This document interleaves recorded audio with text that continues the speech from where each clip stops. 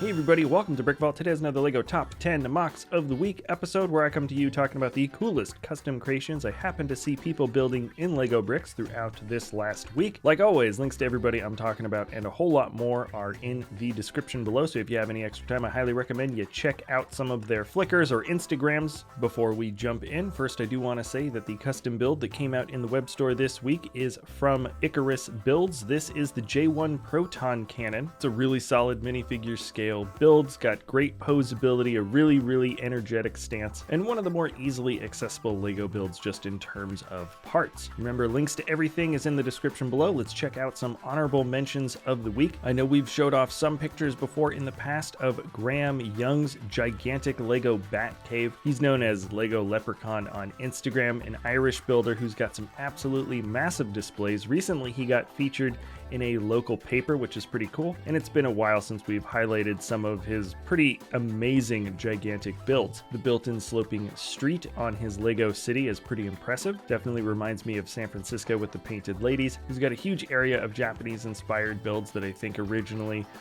came from the Ninjago theme, and if you haven't yet checked out his Bat Cave pictures, you're simply missing out in terms of just one of the more epic, massive displays that anybody's ever made from Lego bricks. Congrats on that feature in the local papergram, and let's check out some other cool builds. Cecil Fritzveld titled this With a View. It's a wonderful example of forced perspective. This is a LEGO Star Wars speeder from Andrew Martin. It feels super Star Wars, yet it's just a totally custom model, really cool looking. LEGO Truman has some melting clocks on ideas. DeMarco is still building amazing 4-stud wide vehicles. If you haven't yet had a chance to check out his smaller cars, these builds should be the ones that you end up seeing in little city LEGO sets, in my opinion. Apex has a digital build of this Shield Cruiser, really interesting design. Love the color combination. Mary Monarch has this wonderful looking coastal submarine, and the description says never doing this again, so something must have been difficult internally, I think, while designing this. Thanks for the honesty. This is a work in progress from Ralph Langer. The title is The Love of the Sailor. The stained glass window is absolutely epic. Suck My Brick has MJ doing the moonwalk. Jared Riceweber has maybe made the largest TIE interceptor anybody's ever attempted to design in LEGO bricks. It's a digital model with some pretty insane details, and I don't know, if this existed in real life, it'd probably weigh a ton. Daniel Wan's Outpost is a great example of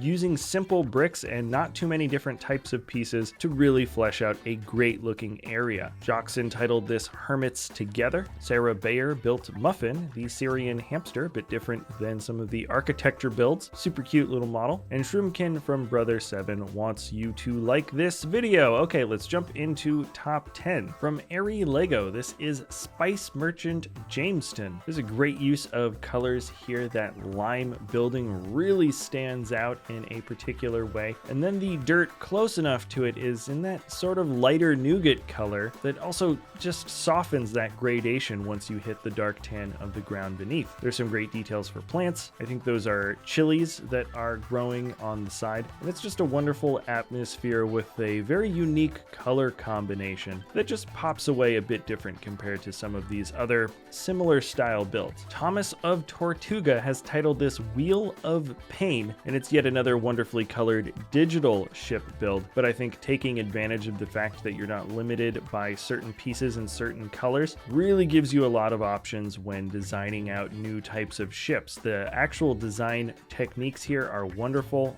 really intricate, and the color juxtapositions are incredibly striking with all the different shades of blue lining up against the nougat, I believe. That Wheel of Pain design feels like a creative liberty stretch, but you could imagine how something like that might work in terms of just firing cannons one after another, very large caliber. Super cool looking model though. Number 8 moving down is from Mansur Soeleman, and this is the Rz1 A-Wing Starfighter. Looks to be minifigure scale, and what's so interesting about this model is that the A-Wing, like so many of the classic Star Wars ships, has been done a million billion times by so many designers. And often you see builders sort of working off of pre-existing designs or being heavily inspired by one build or another. This model it looks to be entirely unique. He even says that he specifically is trying to make this with unconventional Lego pieces and techniques in order to get the proper shapes and proportions for a fig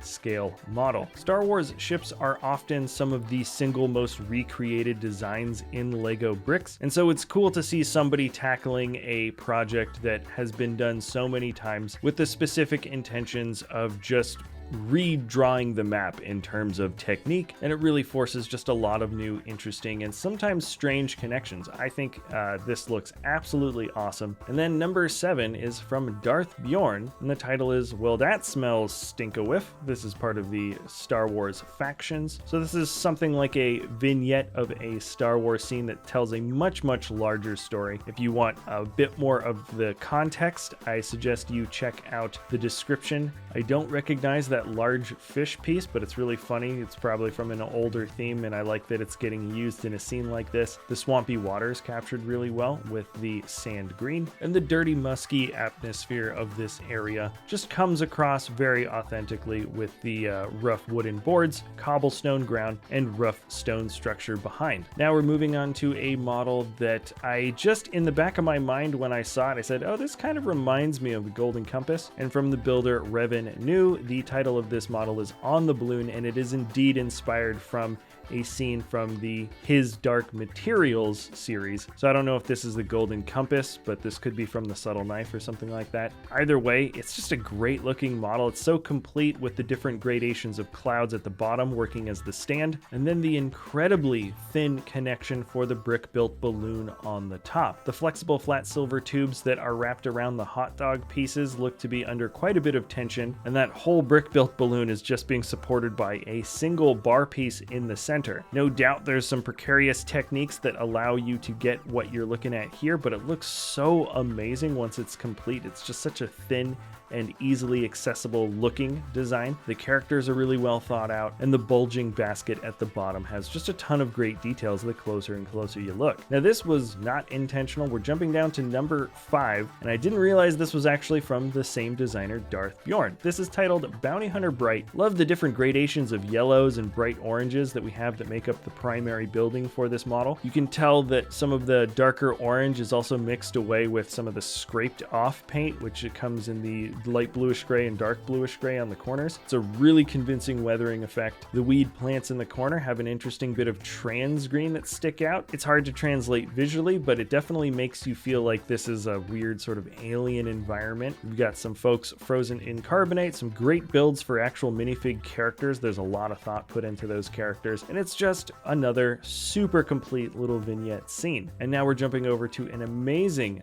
ship design from Luis Pena. The title is Little Research Vessel. The colors are kind of perfect. We have all the primary colors. The hull is built with an amazing amount of attention to detail. There's that wonderful sloping curve in the front, and the ship feels very robust, highly detailed, wonderful set of proportions. And this is a type of Lego ship that I would love to get from a set. Personally, I'm not a huge fan of the single large hull pieces that are used on bigger ships that usually come from sets. And I think a brick built design not only looks better, but it's a bit more versatile when it can break away in the middle. This build number 3 is from a designer some of you guys probably know. Jerac has titled this Dragon Reconstruction. You might know him from his huge amount of Star Wars models that we have up in the web store. This model here is inspired from Heroes of Might and Magic. There have been many different series of this game over the years. He says the dragon is inspired from something close to H2, while the dwelling, the architecture,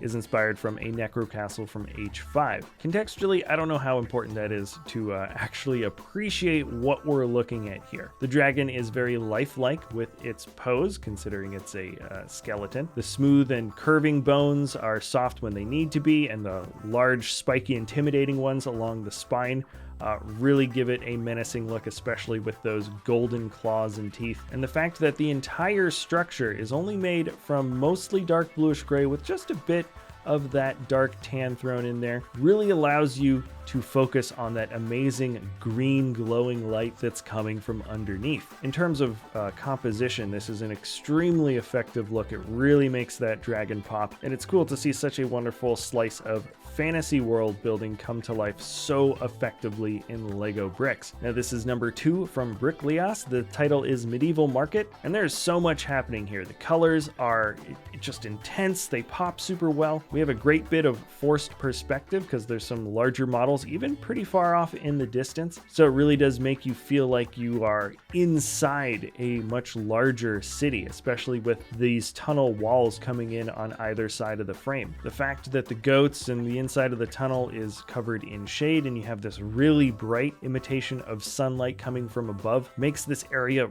really feel like this is a scalable, realistic looking scene completely made from Lego bricks. It's not just good architecture designs or fun details. This is a shot that has been specifically composed to make you feel like you are inside a world made entirely of bricks. This last model comes from Ben Cossy and Ellie Brinsmead. It was built for the Brickvention 2020, and the title is Lydrasyll, the World Tree. It is an absolutely massive model, truly a behemoth, and it fleshes out a much larger and very intricate type of fantasy world. At center stage, we've got a huge tree, the world tree, that seems to have a structure built into the side of it, so my guess is that it's perhaps a castle or maybe even a cathedral. On the other side, there's a small altar and statue, and of course gigantic mushroom. And still on the main platform, the third area has some larger